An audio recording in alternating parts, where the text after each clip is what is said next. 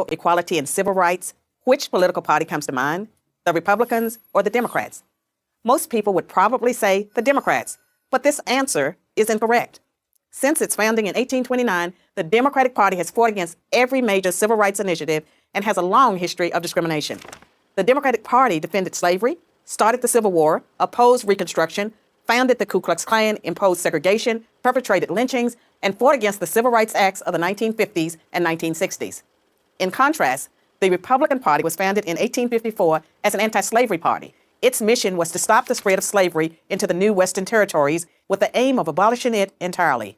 This effort, however, was dealt a major blow by the Supreme Court in the 1857 case Dred Scott versus Sandford. The court ruled that slaves aren't citizens, they're property. The 7 justices who voted in favor of slavery, all Democrats. The 2 justices who dissented, both Republicans. The slavery question was, of course, ultimately resolved by a bloody civil war. The commander-in-chief during that war was the first Republican president, Abraham Lincoln, the man who freed the slaves. 6 days after the Confederate Army surrendered, John Wilkes Booth, a Democrat, assassinated President Lincoln. Lincoln's vice president, a Democrat named Andrew Johnson, assumed the presidency. But Johnson adamantly opposed Lincoln's plan to integrate the newly freed slaves into the South's economic and social order. Johnson and the Democratic Party were unified in their opposition to the 13th Amendment, which abolished slavery, the 14th Amendment, which gave blacks citizenship, and the 15th Amendment, which gave blacks the vote. All 3 passed only because of universal Republican support.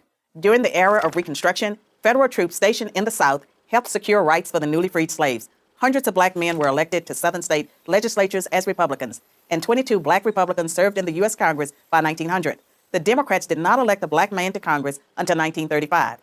But after Reconstruction ended, when the federal troops went home, Democrats roared back into power in the South. They quickly reestablished white supremacy across the region with measures like black codes, laws that restricted the ability of blacks to own property and run businesses, and they imposed poll taxes and literacy tests used to subvert black citizens' right to vote. And how was all of this enforced? By terror, much of it instigated by the Ku Klux Klan, founded by a Democrat, Nathan Bedford Forrest. As historian Eric Foner, himself a Democrat, notes, in effect, the Klan was a military force serving the interests of the Democratic Party. President Woodrow Wilson, a Democrat, shared many views with the Klan. He resegregated many federal agencies and even screened the first movie ever played at the White House, the racist film, The Birth of a Nation, originally entitled The Klansman. A few decades later, the only serious congressional opposition to the landmark Civil Rights Act of 1964 came from Democrats. 80% of Republicans in Congress supported the bill, less than 70% of Democrats did. Democratic senators filibustered the bill for 75 days until Republicans mustered the few extra votes needed to break the logjam. And when all of their efforts to enslave blacks, keep them enslaved, and then keep them from voting had failed, the Democrats came up with a new strategy. If black people are going to vote, they might as well vote for Democrats. As President Lyndon Johnson was purported to have said about the Civil Rights Act, I'll have them voting Democrat for 200 years. So now, the Democratic Party prospers on the votes of the very people it has spent much of its history oppressing. Democrats falsely claim that the Republican Party is the villain, when in reality, it's the failed policies of the Democratic Party that have kept blacks down. Massive government welfare has decimated the black family. Opposition to school choice has kept them trapped in failing schools. Politically correct policing has left black neighborhoods defenseless against violent crime. So when you think about racial equality and civil rights, which political party should come to mind?